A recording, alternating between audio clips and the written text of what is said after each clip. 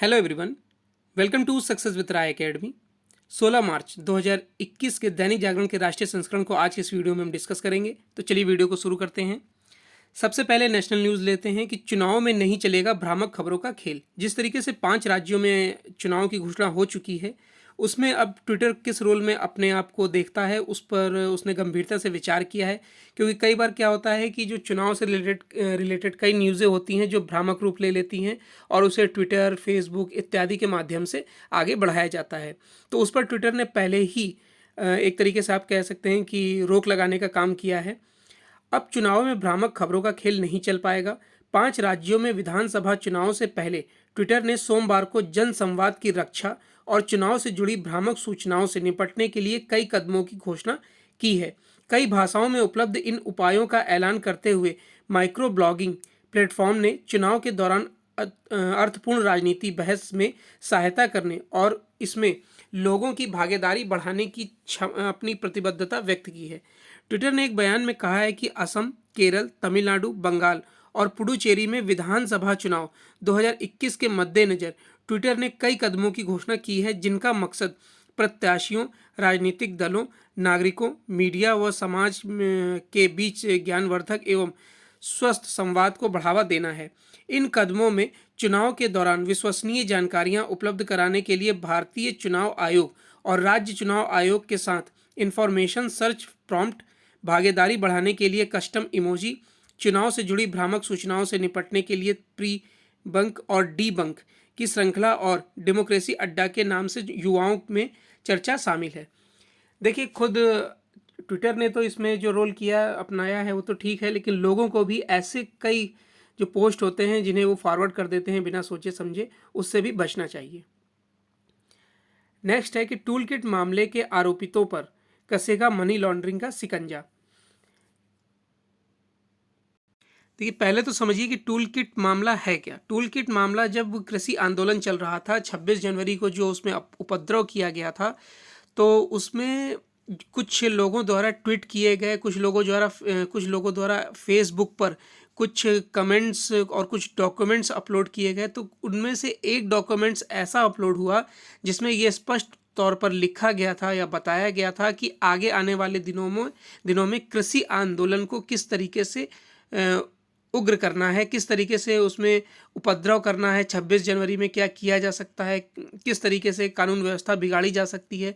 तो ये एक सोची समझी साजिश, सुनियोजित साजिश के तहत कृषि आंदोलन का माहौल बिगाड़ने की जो कोशिश चल रही थी, उसमें जो डॉक्यूमेंट्स या जो पेज सामने आया था वही मामला है टूल किट। टूल किट मामले में आरोपितों पर मनी लॉन्ड्रिंग कानून का शिकंजा कस सकता है। आरोपितों के एनजीओ के खाते में किसान आंदोलन के दौरान बड़े पैमाने पर विदेशी फंड आने की जानकारी मिलने के बाद प्रवर्तन निदेशालय यानी कि ईडी सक्रिय हो गया है। ईडी ने दिल्ली पुलिस से अब तक हुई जांच का ब्यौरा मांगा है। एक वरिष्ठ अधिकारी ने कहा कि नियमों के खिलाफ विदेशी फंड हासिल करने और उसके दुरुपयोग के सबूत मिलने के बाद आरोपितों के खिलाफ मनी लॉन्ड्रिंग का केस किया जाएगा। ईडी को मिली जानकारी के अनुसार टूलकिट मामले के आरोपी शांतनु मुलुक से जुड़े एनजीओ एक्सटिंक्शन रिहेबिलिटेशन के मार्फत विदेशों से फंडिंग की गई थी। एक वरिष्ठ अधिकारी ने कहा कि सितंबर में संसद में कृषि सुधार कानून पास होने के बाद से इस एनजीओ में विदेश से बड़ी मात्रा में पैसा आया है। अब ये जांच का विषय है कि इतनी बड़ी मात्रा में पैसा अगर आया है तो उसका यूज़ क्या किया गया। तो ये पूरा इनकी बैलेंस शीट और इन्होंने कहाँ कहाँ उसका उपयोग किया है जांचने का विषय है। नेक्स्ट न्यूज़ है कि क्वाड बैठक में सभी देश सहयोग बढ़ाने पर सहमत। देखिए, 12 मार्च को जो क्वाड की बैठक हुई है, जो वर्चुअल बैठक हुई थी, जिसमें 4 देशों ने हिस्सा लिया था, भारत, जापान, ऑस्ट्रेलिया और अमेरिका। अभी ऑस्ट्रेलिया इसमें इस बार शामिल हुआ है और मालाबार जो युद्धाभ्यास हुआ था वो अभी तक जापान और अमेरिका और भारत के बीच होता था। इस बार ऑस्ट्रेलिया को भी इसमें आमंत्रित किया गया था, क्योंकि हिंद प्रशांत क्षेत्र में जिस तरीके से चीन अपना दबदबा बढ़ा रहा था, उसको रोकने के लिए इन चारों देशों का आपस में आना लगभग तय माना जा रहा था और इसी दबदबे को, चीन के दबदबे को कम करने के लिए ये चारों देश सामने आए हैं। तो इसमें जो अमेरिका के राष्ट्रपति ने स्टेटमेंट दिया है कि अमेरिकी राष्ट्रपति जो बाइडेन ने क्वाड देशों के प्रमुखों की पहली वर्चुअल बैठक को लेकर बयान जारी किया है। उन्होंने कहा कि बैठक बहुत अच्छी रही और सभी देश सहयोग बढ़ाने पर सहमत हुए हैं। अब तक क्वाड देशों के विदेश मंत्रियों की बैठक होती रही है, लेकिन 12 मार्च को पहली बार इन देशों के प्रमुख मिले। अमेरिकी राष्ट्रपति बाइडेन ने कहा कि हम एक सकारात्मक माहौल में मिले और विभिन्न मुद्दों पर विचार विमर्श किया। नेक्स्ट न्यूज़ है कि उपराज्यपाल की शक्तियां स्पष्ट करने वाला विधेयक लोकसभा में पेश। देखिए, ये जो न्यूज़ है वो दिल्ली में जो उपराज्यपाल हैं उन उपराज्यपाल की शक्तियां हैं उससे रिलेटेड है, क्योंकि हमेशा दिल्ली गवर्नमेंट और उपराज्यपाल में टकराव बना रहता है, क्योंकि दिल्ली केंद्र शासित राज्य है। तो उपराज्यपाल जो हैं वो केंद्र द्वारा नियुक्त किए जाते हैं और केंद्र की जो बातें होती हैं, एक तरीके से कह सकते हैं कि उनको वो दिल्ली सरकार के आगे पेश करते हैं। तो और जो दिल्ली सरकार है जब वो अपना कोई विधेयक पास करती है लाती है तो उपराज्यपाल के द्वारा ही उसे पास कराना होता है, जिसमें उन्हें कई दिक्कतों का सामना करना पड़ता है। तो इसमें उपराज्यपाल की भूमिका दिल्ली सरकार समझती नहीं थी, तो इसलिए उसको अब बढ़ाने की कोशिश की जा रही है। और हालांकि ये जो केंद्र सरकार विधेयक ला रही है उपराज्यपाल की शक्तियां बढ़ाने के लिए, वो उसे हर स्टेट में लागू करना चाहिए था। सिर्फ दिल्ली में इसलिए नहीं करना चाहिए था क्योंकि दिल्ली में उनकी गवर्नमेंट नहीं है। कई राज्य ऐसे भी हैं जहां पर भाजपा सरकार नहीं है, लेकिन उपराज्यपाल की शक्तियां वहां पर भी कम है। तो ऐसा केंद्र सरकार को वहां के लिए भी करना चाहिए था। राष्ट्रीय राजधानी क्षेत्र दिल्ली में उपराज्यपाल की शक्तियों को स्पष्ट करने वाला विधेयक संसद में पेश हो गया है। गृह राज्य मंत्री जी कृष्ण रेड्डी ने सोमवार को लोकसभा में दिल्ली राष्ट्रीय राजधानी क्षेत्र शासन संशोधन विधेयक 2021 को पेश किया। इस विधेयक में दिल्ली के उपराज्यपाल की भूमिका और कुछ अधिकारियों को परिभाषित किया गया है। चुनी हुई राज्य सरकार और केंद्र की ओर से मनोनीत उपराज्यपाल की शक्तियों को लेकर केजरीवाल सरकार और केंद्र सरकार के बीच अरसे से टकराव चल रहा है। लंबी कानूनी लड़ाई के बाद अंततः सुप्रीम कोर्ट ने दोनों के क्षेत्राधिकार को स्पष्ट तौर पर सुनिश्चित कर दिया था। इसमें राज्य सरकार के क्षेत्राधिकार तो स्पष्ट हो गए, लेकिन उपराज्यपाल की कुछ शक्तियों को लेकर भ्रम की स्थिति बनी रही है। नेक्स्ट न्यूज़ है कि पीएम मोदी कल करेंगे मुख्यमंत्रियों से वार्ता। जिस तरीके से देश में कोरोना के हालात बिगड़ते जा रहे हैं, इसलिए अब ये बैठक जरूरी भी हो गई है। देश में कोरोना संक्रमण के बढ़ते मामले ने केंद्र की चिंता बढ़ा दी है। केंद्र चाहता है कि संक्रमण को रोकने के लिए टीकाकरण अभियान में तेजी लाई जाए। इसी को लेकर प्रधानमंत्री नरेंद्र मोदी बुधवार को मुख्यमंत्रियों के साथ बातचीत करेंगे। वहीं केंद्रीय स्वास्थ्य मंत्री हर्षवर्धन ने कहा कि कोरोना से बचाव के उपायों के प्रति लोगों की लापरवाही से मामले बढ़ रहे हैं। नेक्स्ट न्यूज़ है बिजनेस पेज से कि एमएसएमई को ई कॉमर्स के जरिए निर्यातक बनाने की तैयारी। सरकार ई कॉमर्स के जरिए एमएसएमई को निर्यातक बनाने की तैयारी में जुट गई है। प्रस्तावित ई कॉमर्स नीति में एमएसएमई के लिए इस प्रकार के विशेष प्रावधान किए जा सकते हैं। वाणिज्य व उद्योग मंत्रालय विभिन्न स्टॉक होल्डर्स से इस हफ्ते से सलाह मशवरा शुरू कर सकता है। सूत्रों के मुताबिक ई कॉमर्स के जरिए एमएसएमई आसपास के देशों में निर्यात करेंगे। अनुमान है कि एमएसएमई अगले कुछ वर्षों में ई कॉमर्स के जरिए 50 लाख उत्पादों की बिक्री आसपास के देश में कर सकते हैं। एमएसएमई सीधे उनके उपभोक्ताओं को अपने सामान बेच पाएंगे। अभी भारतीय एमएसएमई डिजिटल प्लेटफॉर्म पर इसलिए सफल नहीं हो पा रहे हैं क्योंकि विभिन्न प्रकार के नियमों के अनुपालन व अन्य तकनीकी वजहों से उनकी लागत अधिक हो जाती है और वे अन्य विक्रेताओं से मुकाबला नहीं कर पाते।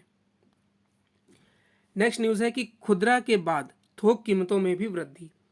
खुदरा के साथ फरवरी में थोक कीमतों में भी बढ़ोतरी दर्ज की गई है। फरवरी की थोक महंगाई दर 4.17% के स्तर पर पहुंच गई। जनवरी में यह दर 2.03% फीसदी थी।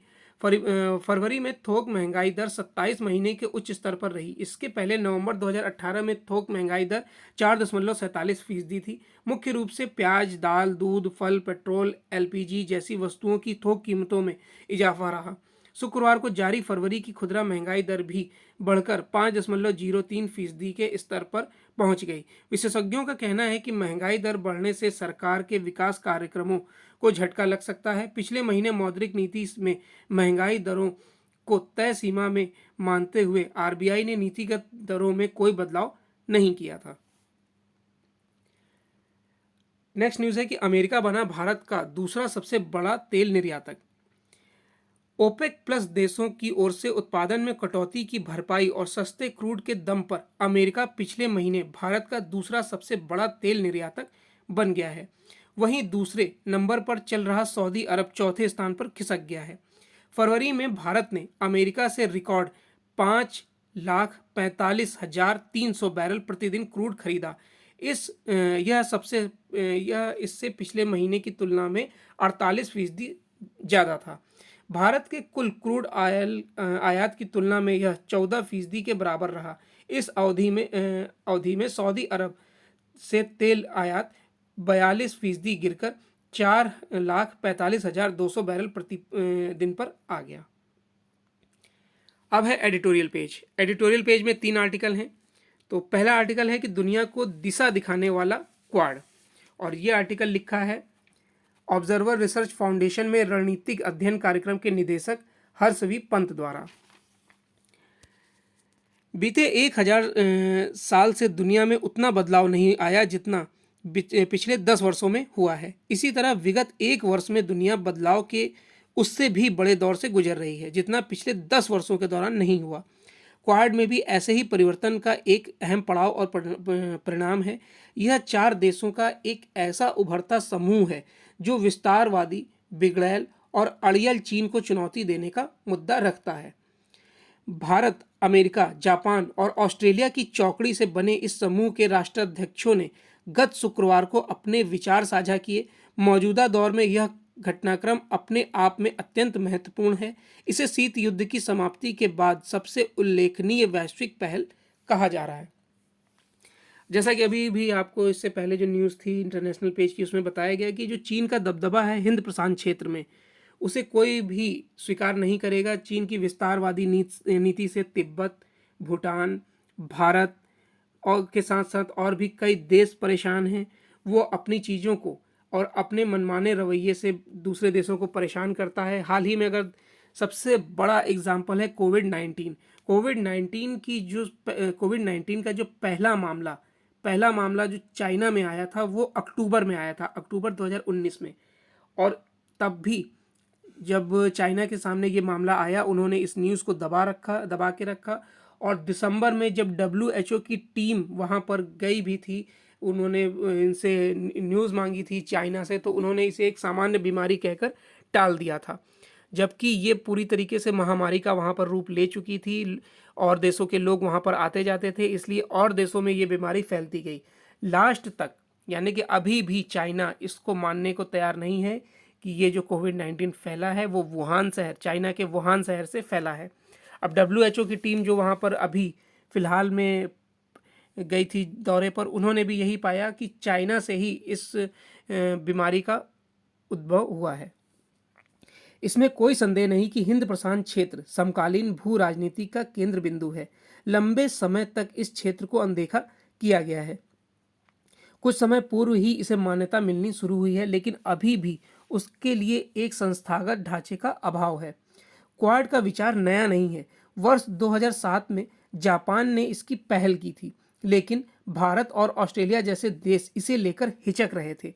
उनकी हिचक की मुख्य वजह थी कि कहीं चीन इससे कुपित न हो जाए, क्योंकि बीते 1 वर्ष के घटनाक्रम ने इन दोनों देशों की बीजिंग को लेकर सोच बदल दी है। केवल भारत और ऑस्ट्रेलिया ही नहीं, अपितु अमेरिका की भी हाल के दौर में व्यापार, ताइवान और विश्व स्वास्थ्य संगठन जैसे कई मसलों पर चीन के साथ तनातनी बढ़ी है। वहीं कोरोना काल में अपनी हेठी दिखाने के साथ साथ चीन ने ऑस्ट्रेलिया पर व्यापारिक और भारत पर सामरिक शिकंजा कसने का प्रयास किया।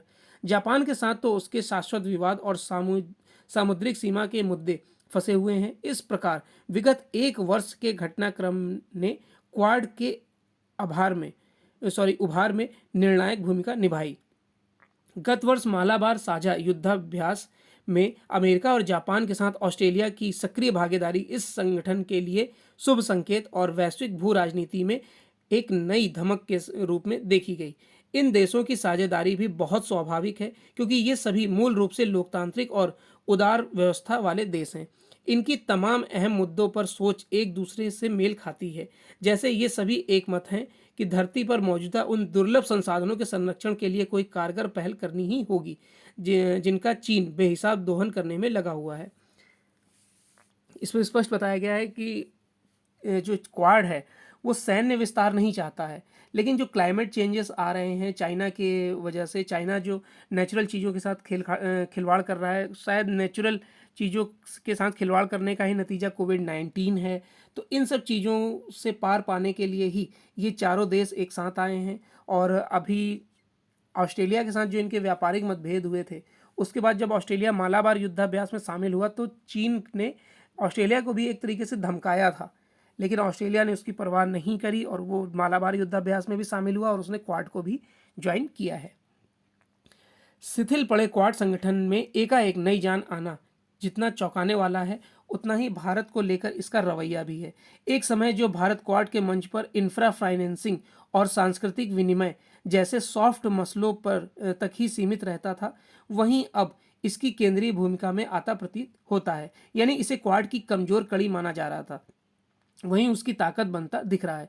अतीत में भारत के रवैये को ढुलमुल माना जा रहा था, लेकिन चीन के साथ सीमा पर तल्खी के दौरान अपने सख्त तेवरों के अलावा कई अन्य कदमों से उसने दुनिया का भरोसा जीता। आने वाले समय में यह समूह वैश्विक भू राजनीति को दिशा देने वाला सिद्ध हो सकता है। नेक्स्ट आर्टिकल है किसानों को विकल्प देने वाले कदम। देखिए, ये जो आर्टिकल है वो कृषि आंदोलन से ही रिलेटेड है। कृषि आंदोलन यानी जो कृषि कानून लागू किया गया है भारत सरकार द्वारा, केंद्र सरकार द्वारा, वो किसानों के हित में है, ये समझाने की कोशिश की जा रही है इस आर्टिकल में। और ये आर्टिकल लिखा है उत्तर प्रदेश के अपर मुख्य सचिव जो कि कृषि के हैं, देवेंद्र चतुर्वेदी द्वारा, डॉक्टर देवेश चतुर्वेदी। तीनों कृषि कानूनों को लेकर कुछ किसान संगठन अभी भी बेवजह की आशंकाएं जताने में जुटे हुए हैं। हालांकि इन्हें निर्मूल बताते हुए सरकार लगातार उन्हें किसान हितैषी बता रही है। अनुरोध भी कर रही है कि इन कानूनों में किसान विरोधी प्राविधान बताएं ताकि उसमें सुधार किया जा सके। ये बात सच है कि केंद्र सरकार बार बार किसानों से, किसान संगठनों से बात करने को तैयार है कि आपको अगर किसी पॉइंट पर आपत्ति है तो आप उन पॉइंटों को हमारे सामने रखें जिस पर कि हम उन पॉइंटों में सुधार कर सकें। लेकिन जिस तरीके से कुछ किसान संगठन सिर्फ इस बात पर ही अड़े हुए हैं कि पूरे तीनों कृषि कानून रद्द होने चाहिए। कृषक व्यापार और वाणिज्य यानी कि संवर्धन और सरलीकरण अधिनियम में व्यापार क्षेत्र को परिभाषित कर वहां कृषि उपज के निर्बाध व्यापार पर पूरी छूट दी गई है। मंडी परिषद के अधिसूचित परिसर के बाहर कोई शुल्क या शेष नहीं लग सकेगा। यह संशोधन किसानों को उपज बेचने हेतु विकल्प दिलाने के लिए किया गया है। क्रेता के पंजीकरण की प्रक्रिया भी सरल की गई है। अर्थशास्त्र का सामान्य सिद्धांत है कि जब विक्रेता को उत्पाद बेचने के ज़्यादा विकल्प मिलते हैं तो उससे विक्रेता को ही लाभ होता है, क्रेता को नहीं। विवाद निस्तारण का दायित्व कार्यकारी मजिस्ट्रेट को देने के औचित्य को देश में स्थापित राजस्व प्रशासन और राजस्व न्यायिक व्यवस्था के परिप्रेक्ष्य में समझना होगा। देश में नगर और आबादी क्षेत्र में भूमि विवाद तथा विक्रय पत्र पर उत्पन्न विवाद के निस्तारण का अधिकार सिविल न्याय के पास है, लेकिन कृषि भूमि पर सीमाबंदी विवाद, विरासत तथा नामांतरण विवाद के निस्तारण का अधिकार राजस्व न्यायालयों के पास है। किसान कॉन्ट्रैक्ट खेती में व्यक्तिगत या सामूहिक रूप से तभी सम्मिलित होंगे जब वह उसे लाभकारी मानेंगे। अनुबंध होने से उन्नतिशील प्रजातियों और आधुनिक तकनीक का प्रसार तेजी से होगा। बाजार की मांग के अनुसार फसलें बोई जाएंगी तो उचित मूल्य मिलेगा। इस रणनीति से कृषि विविधीकरण तथा निर्यात को बढ़ावा मिलेगा। स्पष्ट है कि कानून से ना एमएसपी पर प्रतिकूल असर होगा, ना ही भूमि के स्वामित्व पर कोई दुष्प्रभाव पड़ेगा। ये सुधार कृषकों को केंद्र में रखकर उन्हें बाजार में विकल्प देने, राष्ट्रीय या अंतर्राष्ट्रीय मांग के अनुसार उपज पैदा करने, पोस्ट हार्वेस्ट अवस्थापना सुनिश्चित करने और प्रसंस्करण इकाइयों को विकसित करने के लिए ही किए गए हैं। इससे कृषकों की आय में वृद्धि होगी, ग्रामीण क्षेत्र में रोजगार के अवसर भी बढ़ेंगे। नेक्स्ट आर्टिकल है कि ब्रिटेन को जवाब। अब ये ब्रिटेन को जवाब क्या है कि भारतीय संसद ने ब्रिटेन की संसद को उसी की भाषा में जवाब दिया है। ब्रिटेन उसे भारत की जवाबी कार्रवाई के रूप में देखें तो और भी अच्छा है, क्योंकि उसने अपनी संसद में भारत के कृषि कानूनों पर चर्चा कराकर अपनी औपनिवेशिक मानसिकता का ही परिचय दिया था। भले ही इसके लिए उस नियम की आड़ ली गई हो जिसके तहत यदि किसी मसले पर बहस कराने के लिए 1 लाख लोग हस्ताक्षर कर दें तो फिर ब्रिटिश संसद के लिए ऐसा करना आवश्यक हो जाता है। लेकिन इसका यह मतलब नहीं है कि इसके बहाने दूसरे देश के आंतरिक मामलों में हस्तक्षेप किया जाए। ब्रिटिश संसद ने न केवल यही किया बल्कि इस दौरान भारत को बेवजह कटघरे में खड़ा करने की भी का उपदेश देने की भी कोशिश करी। चूंकि ब्रिटिश सरकार ने ऐसा करने वालों को हतोत्साहित करने की कोई कोशिश नहीं की, इसलिए वह आवश्यक हो जाता है कि समय आने पर उसे आईना दिखाया जाए। गत दिवस यह समय तब आया जब राज्यसभा में ब्रिटेन में नस्ल भेद का मामला उठा था। स्पोर्ट्स पेज में एक न्यूज़ है हमारे लिए कि रैंकिंग में दूसरे पायदान पर पहुंचे हैं डेनिल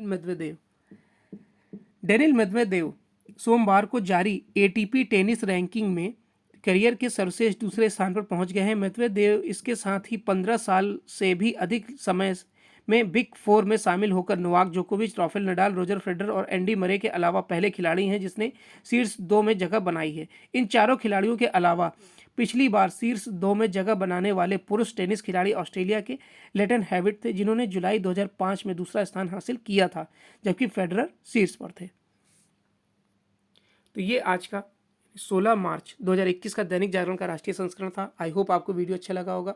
अगर आपको वीडियो अच्छा लगा तो लाइक और शेयर कर दीजिएगा। वीडियो देखने के लिए धन्यवाद।